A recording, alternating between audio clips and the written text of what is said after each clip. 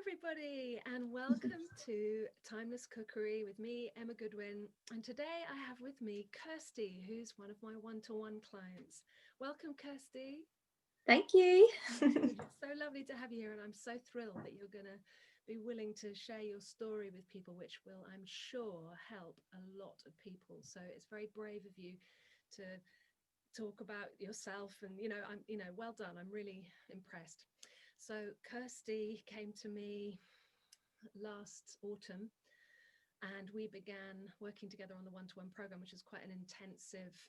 I give you lots of attention and one-to-one time. And then you also came to the cookery school, the online cookery school. So I wonder if you could tell people a little bit, Kirsty, about how you started before you even had children, because I remember you telling me a story about yourself where you were paralyzed when you were younger. Yes. For me, with my health, it started when I was in second year in high school.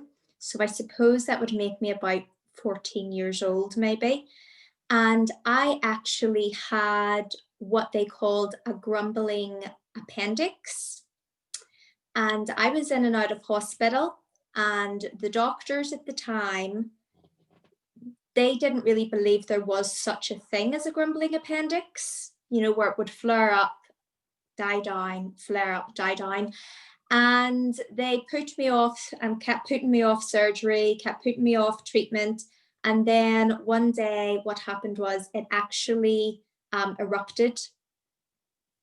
And I was rushed into theatre, but they were too late. All the toxins and everything that had built up in my appendix had actually seeped through and got into my bloodstream. So they patched me up, gave me antibiotics, sent me home. And it wasn't long after that, it was only, maybe a week. I woke up one morning and I went into the bathroom to just turn on the tap the way you would reach your hand out. And my hand moved, but my fingers wouldn't work. My hand just was completely still. And I can remember looking at my hand and in my brain saying, why aren't my fingers moving? And within half an hour, I was completely paralyzed from my neck down, could not move. And saying I was paralyzed, I couldn't move, but I could feel pain. It was extremely painful to be touched. To have somebody lift my leg or move my arm was very painful. So I was actually rushed into hospital, and my mom called an ambulance. And what had happened was, due to the appendix erupting, I had got, the toxins had got into my blood, and I suppose it was a kind of blood poisoning. And this was my body's reaction to it. So it was a very bad reaction, and it actually it lasted for 2 years.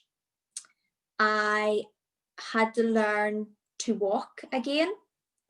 I had to go through hydrotherapy, I had to go through treatments, and slowly and surely I went from being in a wheelchair to walking with crutches to what they would call fully recovered.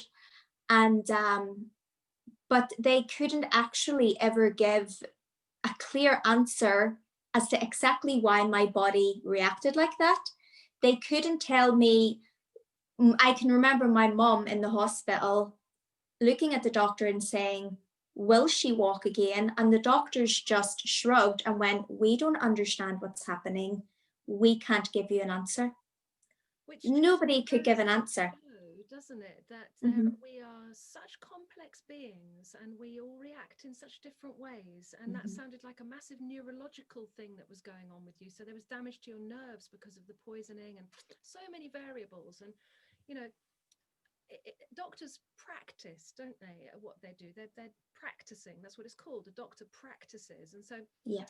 just like the rest of us, although they are educated in plenty of physiological systems and with they're educated with about drugs and about everything, that they're still Mm-hmm. oftentimes at a bit of a loss with these things. So miraculously, well, maybe not miraculously, when you think about how amazing the body is and how we have these innate amazing powers of regeneration, you with your life force and whatever managed to bring yourself back.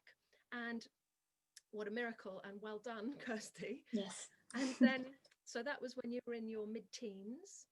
It was, and it's exactly as you said. They could not put an answer down. They could not say it's this reason or it's this reason. They actually just did not have any answers, and therefore could not guarantee how my health would be in the future because of this. Yeah, really interesting.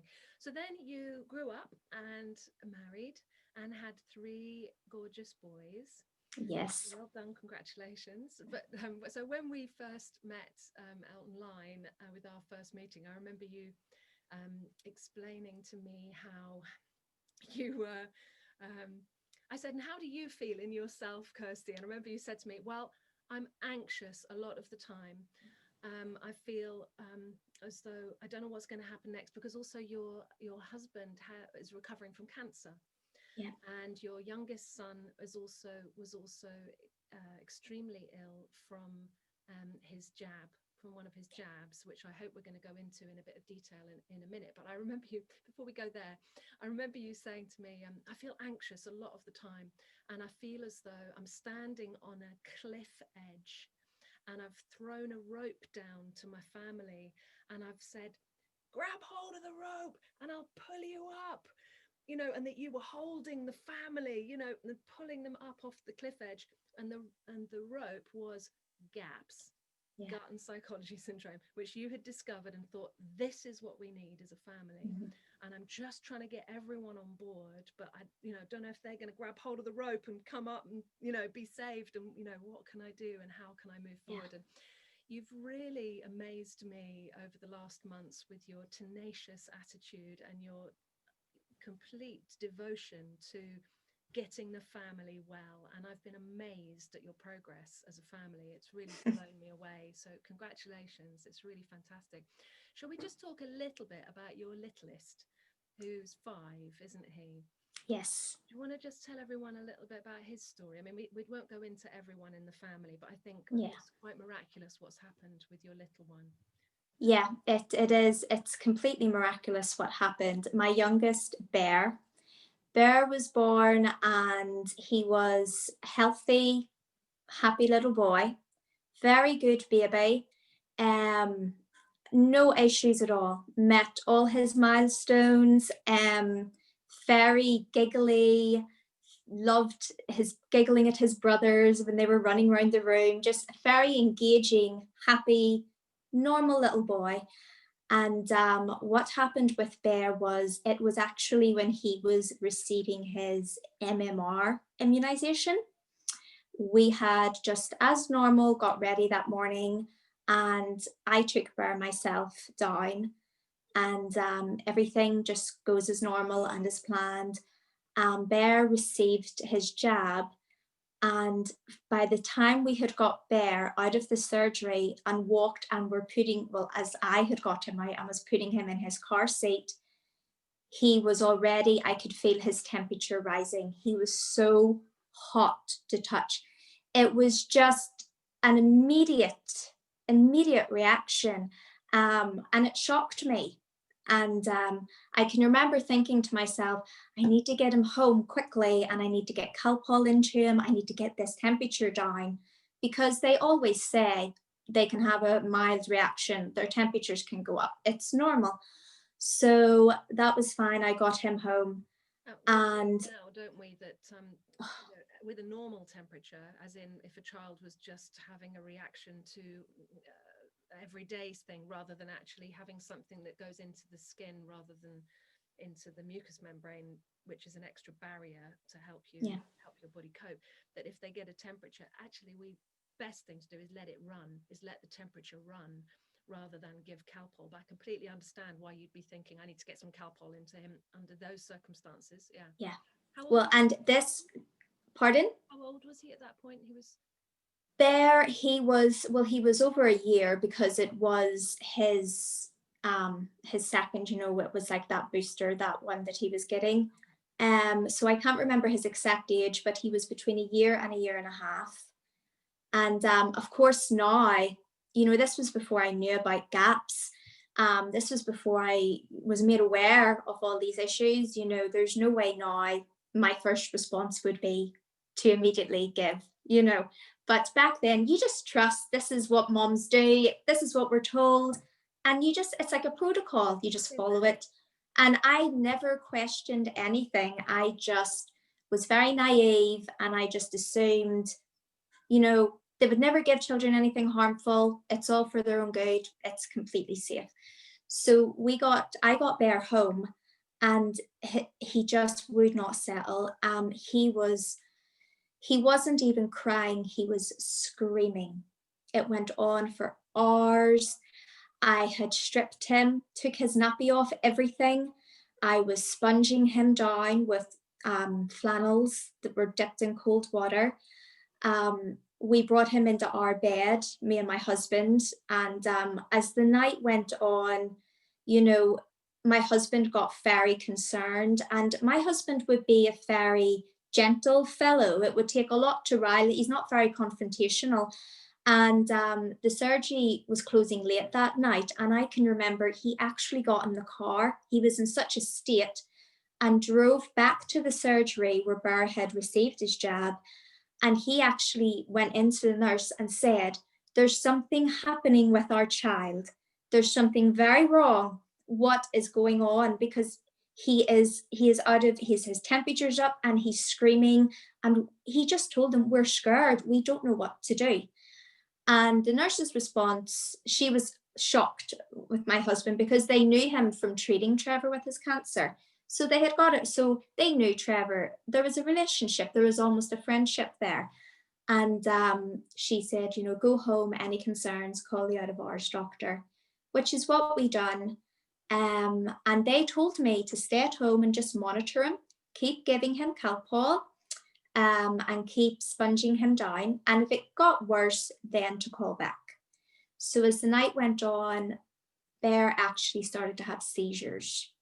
So his whole, as he was breathing, his whole chest was going up, and like where his stomach is was sinking in. It was very violent looking, and I had never seen a little baby's body react, but I knew as a mother watching it, it was very aggressive. And I got very scared, and we bundled him up, got him in the car, and we drove straight to the hospital. He was kept in hospital for 3 days, and they were monitoring him. And in the end, they just shrugged their shoulders and said, he has a case of bronchitis, and this is all natural. Take this antibiotic, go home, and he'll be fine. If he's no better in a week, take him back to the GP. But I knew from my oldest son, who had he had bronchitis. My oldest had a lot of problems. We actually had to get a nebulizer. We actually had one at home because he had such bad chest problems. So I was very aware of bronchitis. I was very aware of what it looked like. And I knew this wasn't, anybody who looked at Bear knew this wasn't bronchitis. It was an obvious reaction, and his body was in distress. So the doctors they were so quiet. I can remember them in the room. I can remember them glancing at Bear, looking at each other, and they just barely spoke. It was like, and this could be my imagination, but as a mother, especially when your child's sick like that, your instincts are just switch on immediately. You become hyper aware of the doctor looking at your child. You become hyper aware of everything in that room. And I felt very strongly from them, and they were very uncomfortable. And they almost were nervous of speaking anything out loud that I could misinterpret, but I could see them looking at each other, and it was a shrug of the shoulders, we'll run tests, and then it was bronchitis. Here's an antibiotic, take him home. And because I knew it wasn't bronchitis, I did not give him, thankfully now looking back, I didn't know, but I just knew he didn't need an antibiotic anyway. Goodness, So your I'm, mothering yeah, instincts kicked in, and yeah. you trusted yourself on that one. Oh yeah. I knew that it was not bronchitis. It was not an infection. This was a reaction. I didn't understand why it was happening or what was going on in his body, but I knew that an antibiotic, he just didn't need it. That wasn't going to help him, so. What a horrific thing for you to have to go through. And I salute you for your strength of character in managing to maintain a sense of self-belief in that time. It's very challenging, isn't it? When we put our faith in people practicing medicine, and as we have learned, for lots of reasons, sometimes they're indispensable, the people and their methods. Sometimes it's absolutely indispensable and life-saving, and sometimes we don't know what we're doing. We just don't know what we're doing. Let's fast forward a little bit, because it's quite traumatic what you're talking about, and we need to get on to the good bits. Yeah.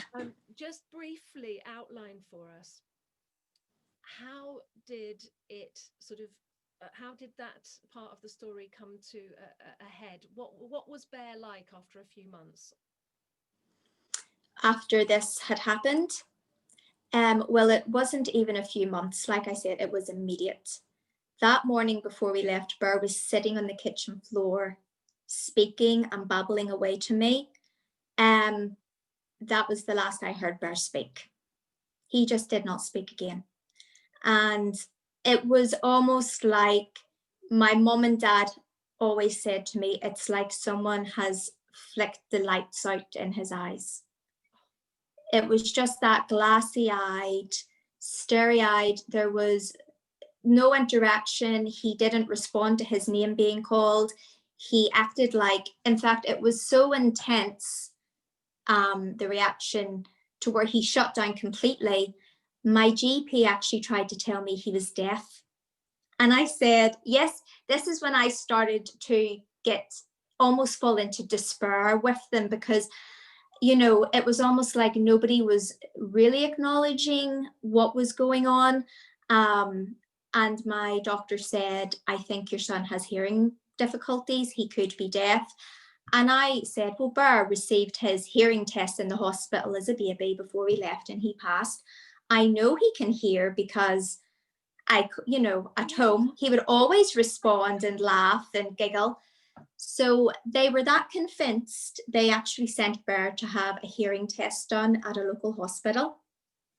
And Bear actually passed the hearing test, as in he responded to sounds, but he wasn't responding in a way typically a normal child should. But it was enough to prove there wasn't anything wrong with it. He could hear the noises, he was simply just not responding to them.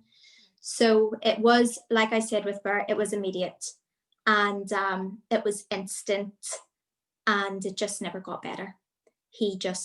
There was no contact, there was no communication, engagement, anything. And as the months went on, that's the way it continued to be with Bear.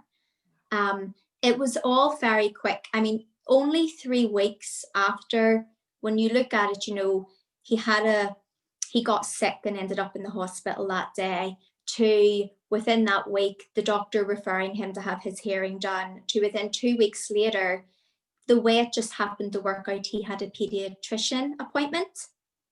And when I took him to see her, she looked at Bear and she said to me and my husband, have you ever thought of having Bear assessed for autism?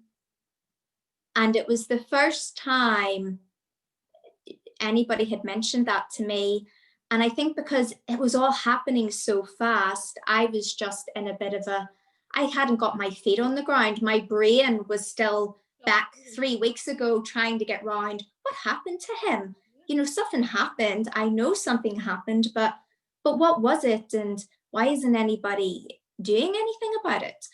And it was then when we left that appointment, I just completely broke down, because I just felt like I just lost heart. I just felt like I know something happened. I almost felt like it's a terrible thing as a mother to know something happened to your child and almost feel like nobody believes you or nobody acknowledges it. It's a very desperate feeling, you know. And I mean, his pediatrician is such a lovely woman, you know, she so pleasant. But I was just so confused, because to me, a child just doesn't stop working for no reason. He just kind of flicked the switch. It was like a switch. And it was with Bear. Yeah, it was with Bear immediate. It was that day. He never got any worse, but he never got any better. It was like everything stopped.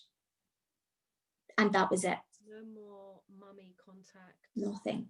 Just no. Heartbreaking. But you found gaps somehow. How did you come to find gaps?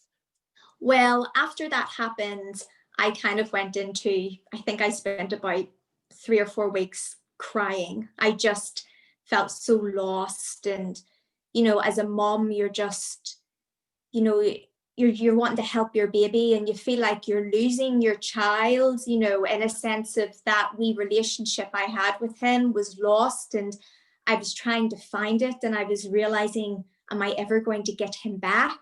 And I was very upset. It took me about 3 to 4 weeks to pick myself up.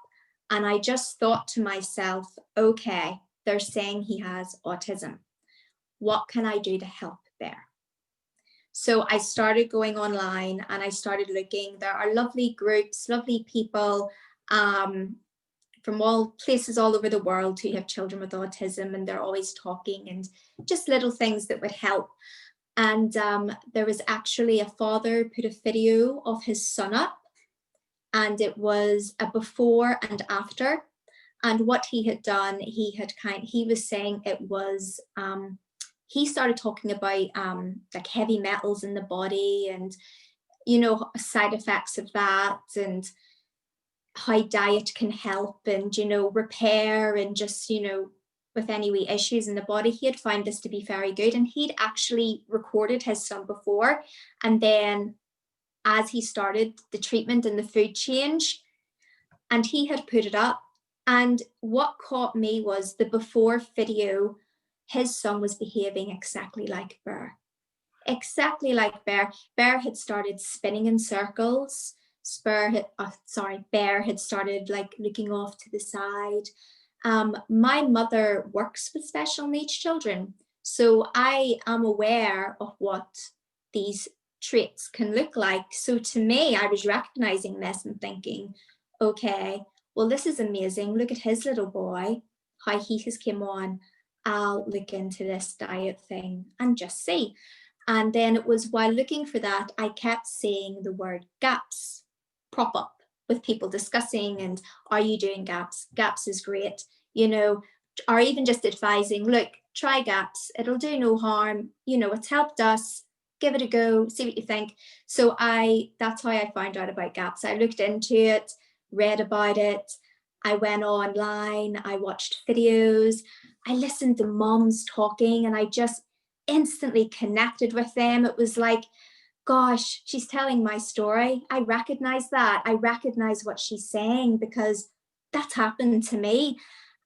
So that's what made me realize, I think this is for Bear. The internet is such a gift where we can be communicating all over the world, and you know, it's just so fantastic. We can be offering each other this support network. It's fantastic. So did you get the book? Yes, the first thing I did was I got the book, and I'm the sort of person where I'm very impatient. You know, it says read the whole book and then, you know, go through it. And I was like, no, I need to start now. You know, I have to start instantly helping him, you know. And so I was reading the book and then trying to apply gaps. Really, just at that point, it was only Bear I was applying the gaps protocol to. And he was doing really well on it, but I I knew I wasn't doing it properly. You know, I kind of knew the rough protocol. I knew about the organic and the fresh food, and I was trying to, you know, bring that all into the home and do that for Bear. But what I did do was, even them small changes I made, the difference in Bear was, again, it was almost instant, and it was amazing. I mean, and it's just, unless you've lived it and watched it, You wouldn't believe it, would you? The you small wouldn't changes believe it. you took were cut out all grains, cut out all the carbs, Yeah, and bring in meat and meat stock and soup and yeah, stew. And I remember when I first met you, you said, "Look, I've just made these," and it was this massive plate of strips of chicken with almonds that were deep fried, like deep fried chicken. It looked really yummy. He said that's for his lunchbox at school. And yeah. so, how long had you been doing gaps for then before we met? Well, before we met, Bears, let's see, 1.5.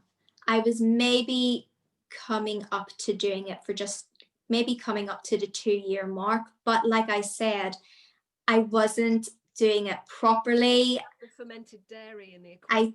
Yeah, and he was getting nowhere near enough fat, Okay. you know. Okay, but he was still doing pretty well on a kind of a cut down version of gaps, eh?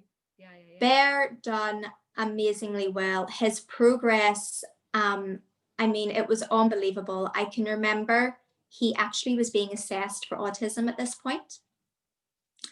And he had been assessed, and then he had to come back. This was months later. They were very slow with a second. They wanted to meet Bear. And I can remember the doctor saying to me in the office, you know, Bear is speaking now. And I went, yes, he is.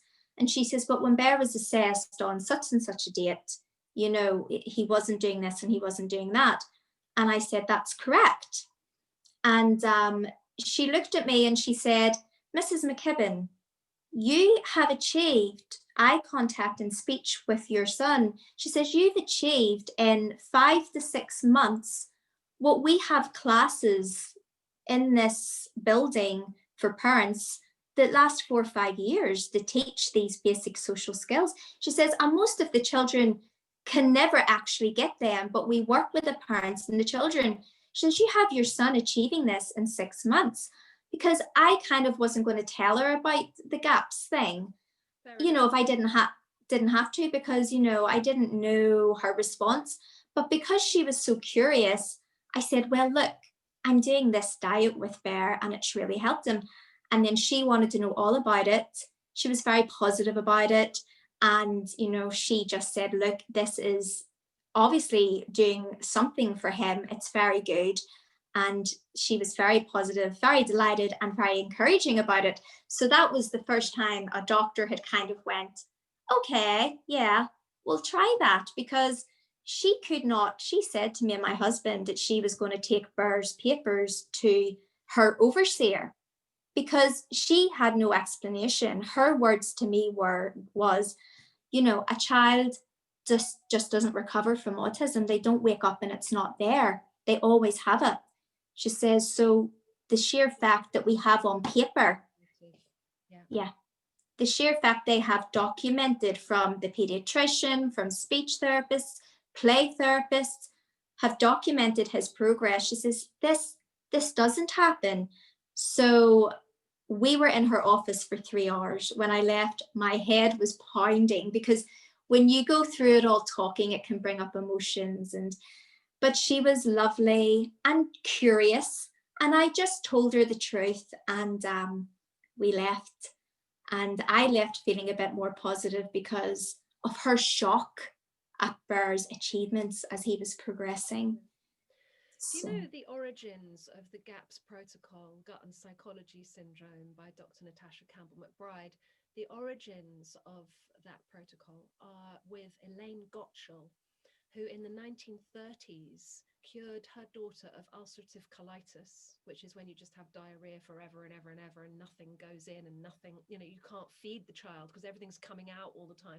The child was slowly withering away and dying.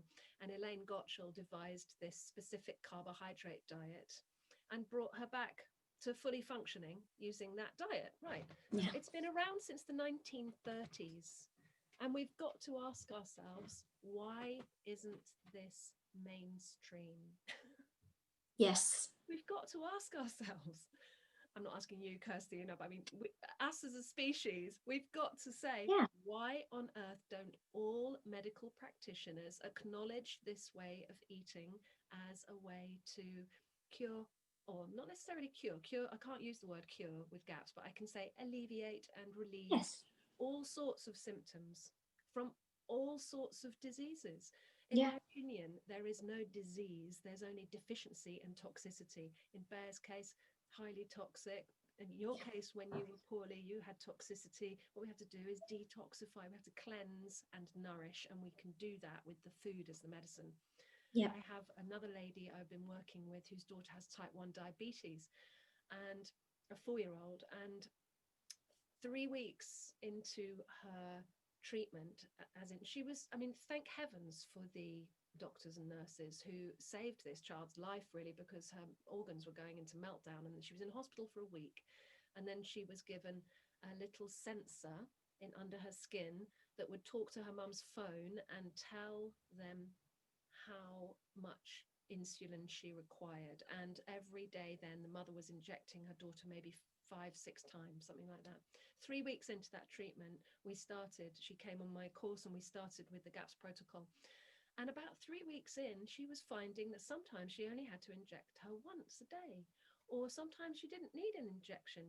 It was dramatically different in a very short space of time. And she went to her team back at the hospital, and the pediatrician, the consultant, and a dietitian all came for a meeting with her. She explained what she was doing with the GAPS protocol, and they suggested to her that actually it might be dangerous to give the child a high fat diet and a low carbohydrate diet. It was a real, it was a shock to the mother to receive that information from them, rather than them taking this very clear information from the device. It was all there, documented in digital format.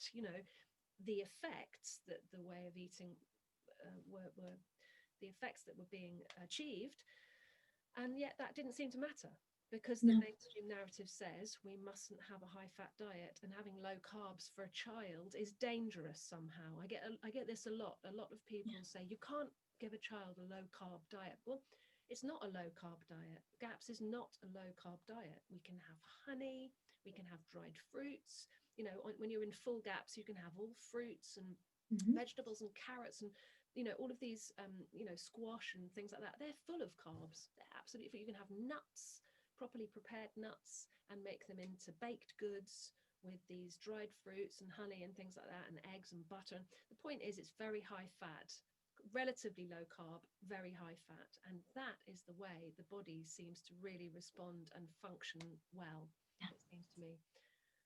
So there's a lot of educating we need to do, and to reach everybody with the good news that the food can be the medicine. So tell me now your experience of coming on the course, on the cookery course. How was it for you?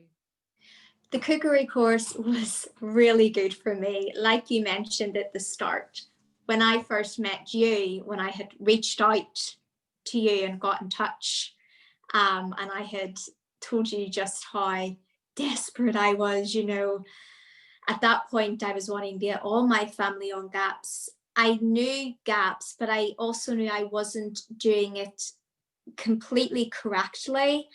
And I think at that time also I had a lot of anxiety. I had a lot of stress because of what I had been through with Bear, and I was in this mindset of desperation to help him, to heal him. And then I was worrying about my other family members, my husband who's in recovery from cancer. And I was going, the more I learned about the body, the more I realized how important it was we done this, how important it was, to give the body now immediately, start to give it what it needs to avoid situations in the future.